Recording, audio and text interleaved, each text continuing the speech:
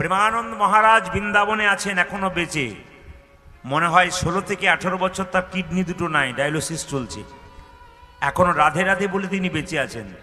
তার কাছে দুজন গেছিলেন, আপনারা সবাই জানেন কে কে, বিরাট কোহলি আর তার স্ত্রী অনুষ্কা, যার নাকি দেশে দেশে বাড়ি আছে।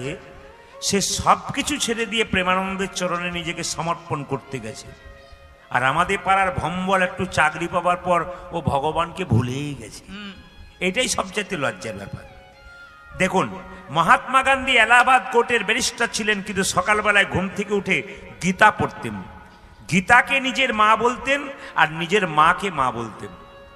এত মহাপুরুষ পৃথিবীতে জন্ম নিল, মৃত্যুর সময় কেউ ভগবানের নাম করতে করতে মরে নাই। একজন মরেছিল, তিনি হলেন মহাত্মা গান্ধী। শুনলে চমকে যাবেন।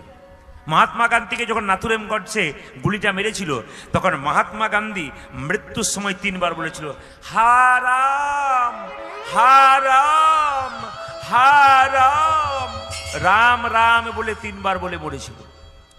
এত বড় মহাপুরুষ আছে, শুধু কি টাকার উপরে ছবিটা আছে? তিনি কি সুন্দর শিক্ষা দিয়ে গেলেন। বড় বড় মহাপুরুষরা যারা জন্ম দেয়, জন্মের সময় শিক্ষা দেয়। তাই আমি আপনাদের বলবো, বাচ্চা যারা আছে, আপনারা যারা এসছেন, সবাইকে বলবো, জীবন খুব ক্ষণিকের, কে কখন চলে যাবে কেউ জানেন না। সবচাইতে আশ্চর্যের ব্যাপার, কীর্তন শুনতে এসছেন, কীর্তন শুনছেন, মৃত্যু আর ঘুম 2 ভাই। আসতে, মৃত্যু আর ঘুম 2 ভাই, পার্থক্য একটাই, জাগলে সকাল, না জাগলে পরকাল।